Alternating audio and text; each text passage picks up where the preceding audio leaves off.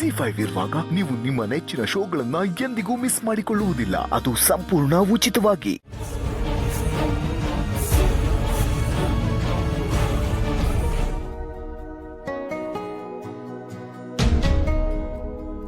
ಅಯ್ಯೋ ಪುಟ್ ಮೇಡಮ್, ಆ ಥರ ಎಲ್ಲ ಆಡೋದು ಒಂದ್ ಕಾಲಲ್ಲಿ ಆಡ್ಬೇಕು.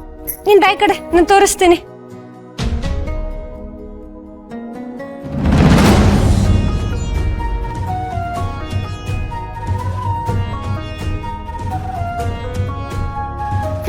ಹೀಗೆ ಬಾ.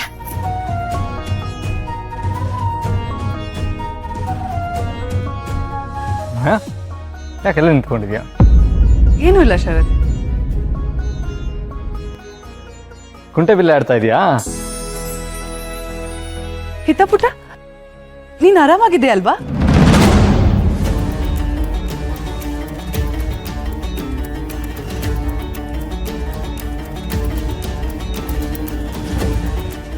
ಐ ಮೀನ್ ಹುಷಾರಾಗಿದ್ದಾಳಲ್ವಾ ಅಂತ. ಯಾಕಂದ್ರೆ ಬೆಳಗ್ಗೆಯಿಂದ ಆಟ ಆಡ್ತಿದ್ಲಲ್ವಾ?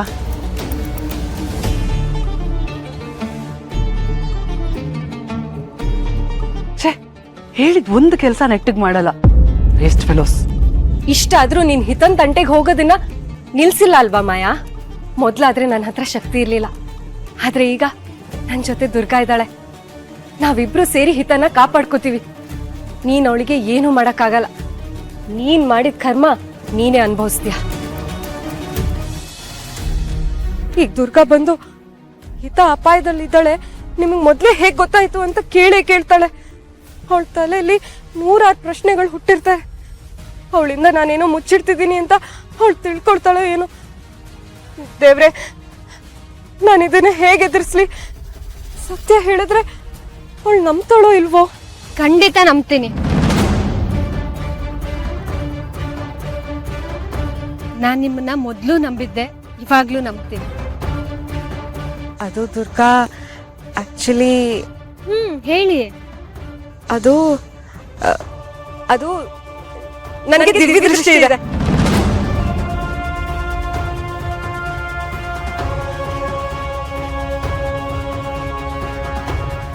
ದಿವ್ಯ ದೃಷ್ಟಿನ? ಹಾ, ಅದು ನನಗೆ ದಿವ್ಯ ದೃಷ್ಟಿ ಇದೆ. ನನಗೆ ಮುಂದೇನಾಗತ್ತೋ ಅದು ಮೊದಲೇ ಗೊತ್ತಾಗತ್ತೆ, ಎಸ್ಪೆಷಲಿ ಯಾರಾದ್ರೂ ಅಪಾಯದಲ್ಲಿದ್ದಾಗ.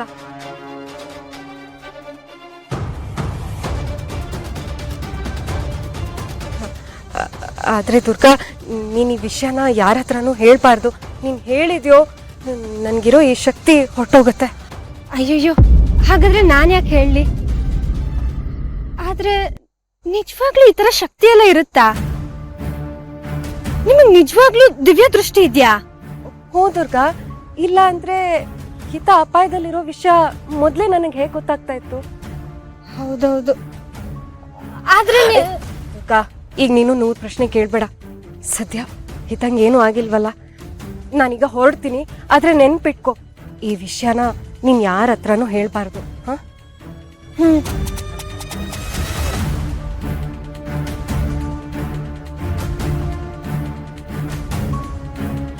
ಅಲ್ಲ, ಮುಂದೆ ಆಗೋದು ಮೊದ್ಲೇ ಗೊತ್ತಾದ್ರೆ ಭಯ ಆಗಲ್ವಾ?